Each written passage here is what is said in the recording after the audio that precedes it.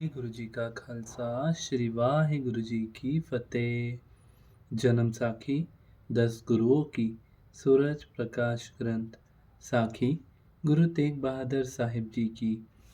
काम रूपे के राजा का गुरु जी के शरण में आना। इसी शाही लश्कर का और दमदमे की तैयारी का जब कामरूप के राजा को पता लगा तो उसने राजा राम सिंह पर जंतर मंत्रों के कई बार अपने जादूगरों से करवाए, परंतु गुरुजी की कृपा से वे सारे ही निष्फल गए। कामाख्या देवी कामाख्या देवी के मंदिर के आगे भी बहुत विनय की, परंतु यहाँ भी उसे कुछ सिद्धि प्राप्त न हुई।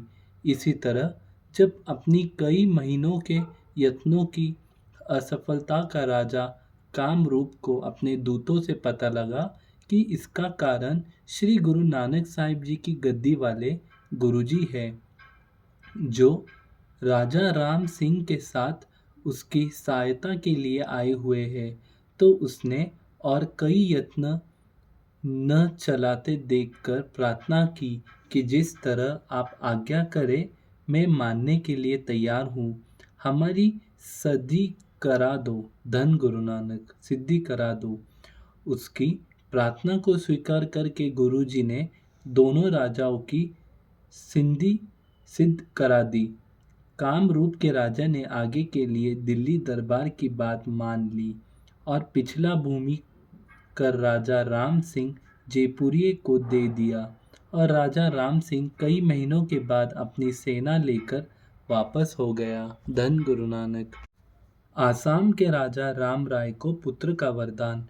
गुरुजी की बहुत महिमा सुनकर आसाम देश का राजा अपनी रानी सहित गुरुजी की शरण में आया।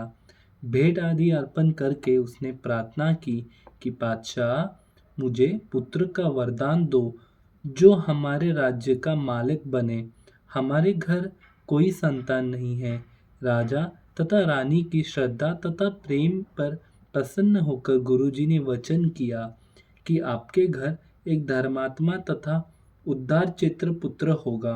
यह वचन करके गुरुजी ने अपने हाथ की मोहर का एक निशान राजे के माथे पर लगाकर कहा कि यही निशान तुम्हारे घर होने वाले पुत्र के माथे पर होगा। तुमने समझ लेना कि यह गुरु घर की कृपा है। यह वर लेकर राजा राम राय तथा उसकी रानी बहुत प्रसन्न हुई और गुरुजी का चरणामृत लेकर उन्होंने सिक्के धारण की। धन गुरु नानक। सूरज प्रकाश रात 12 अस 12 तक समाप्त हुई। धन गुरु नानक। साहिबजादों के जन्म की खबर मिलनी। जब राजा राम राय सिंह के साथ गुरुजी डाके नगर में ठहरे हुए थे, तो आप जी को पतने से माता गुजरी जी के भेजे हुए एक सिख ने आकर बताया कि आप जी के घर साहिबजादों ने जन्म लिया है। इस सिख के हाथ ही आप जी ने माता जी को चिट्ठी लिखकर भेजी कि गुरु नानक साहिब जी आपके अंग संग है। आपने कोई चिंता नहीं करनी। हम इधर की संगत की मनोकामना पूरी करके शीघ्र ही आपके पास पहुंच जाएंगे। धन गुरु नानक। सदगुरु तेग बहादुर जी का पटना वापस आना। कुछ समय दुबरी ठहर कर आसाम के राजा को दिल्ली की बात मनाकर सदगुरु जी कलकत्ता जगत नाथ आदि शहरों तथा नगरों की संगत को दर्शन उपदेश देते हुए वापस पटने पहुंच गए। साहिबजादे के दर्शन करके आप जी ने गरीबों व अनाथों को बहुत दान दिया।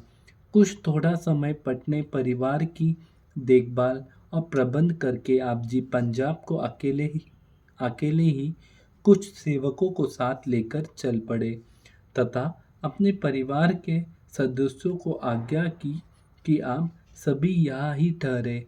हम आनंदपुर जाकर उचित समय देखकर तुम्हें बुला लेंगे। अत कुछ समय के पश्चात गुरुजी ने सारे परिवार को आनंदपुर बुला लिया। धन गुरु नानक। गुरुजी ने पटने से आनंदपुर आना। जब सदगुरु जी आनंदपुर पहुँचे तो घर घर खुशी मनाई गई।